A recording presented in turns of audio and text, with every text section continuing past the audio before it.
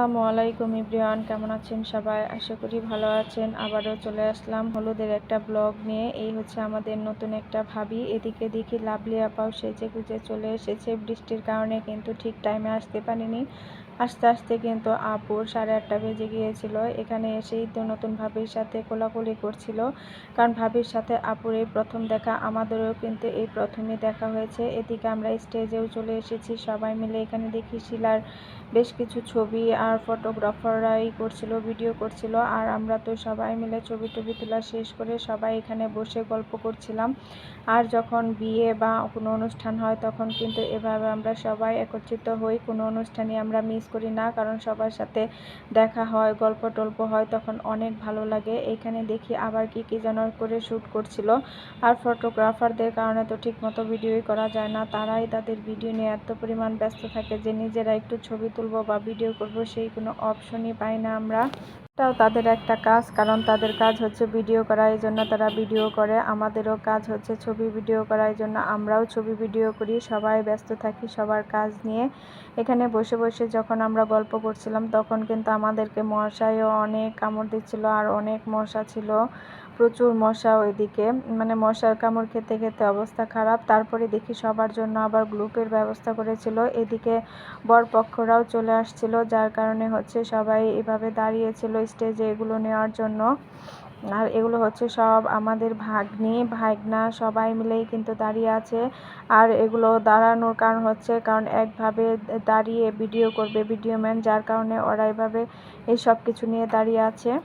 আর সবাইকে কিন্তু মার্শাল্লাহ অনেক সুন্দর লাগছিল। আর আমি একটু ভিডিও করছিলাম দেখে, যেহেতু এখানে অন্ধকার ছিল, ওরা একটু ফ্ল্যাশ লাইট ধরেছিল, তারপরে আমি ভিডিও করেছি। এই যে দেখুন কত সুন্দর করে সিরিয়াল সিরিয়াল করে সবাই আসছে এক একটা জিনিস নিয়ে। আর এই ডেকোরেশনগুলো কিন্তু আমরা যখন এসেছি তারপরে করে দিয়েছিলাম, আর কিছু অন্য লোকও করে দিয়েছিল।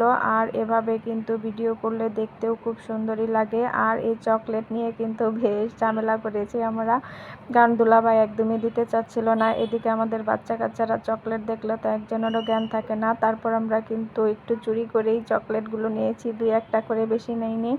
এখন সিরিয়াল করে আস্তে আস্তে সবাই এই ফল তারপরে ফুলগুলো স্টেজে রাখছিল, কারণ একটু পরে মেহমান চলে আসবে।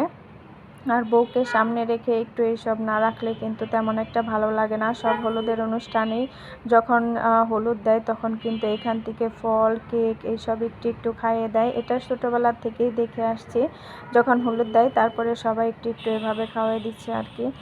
আর একটু পরে আবার হলুদের অনুষ্ঠান শুরু হয়ে যাবে। আরও অনেক কিছুই ছিল, পরে আর কিছু আনা হয়নি। এদিকে আমার দুই ভাগ্নি তো ছবি তুলে ব্যস্ত সময় পার করছে, মানে ছবি তোলাও শেষ, ওদের বসাও শুরু হয়ে গেছে। আর এখানে এই যে আমার দুষ্টু বাবা, এই যে কি পরিমাণ দুষ্টু, মানে ক্যামেরাম্যান ওকে তো সরিয়ে ছাড়তে পারে না। ওই স্টেজে যাবে, বড় এখানে বসে থাকবে।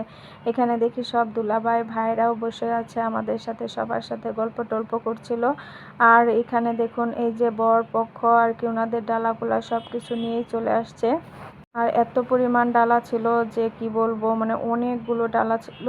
তারপরে পিকআপ ভ্যানটা এদিকে আর আসতে পারেনি, কারণ রাস্তাটা একটু চিপা, যার কারণে মেন রাস্তায় ওনাদের পিকআপটা ছিল। এরপর সব ভাইগনারা, তারপরে আরও যারা ছেলে মানুষ ছিল, সবাই গিয়ে গিয়ে এই ডালাকুলাগুলো হাতে হাতে করে নিয়ে আসছে, কারণ ওনাদের পক্ষ থেকে মনে হয় 18 জন লোক এসেছিল, আর ডালা ছিল প্রায় 30টার মতো।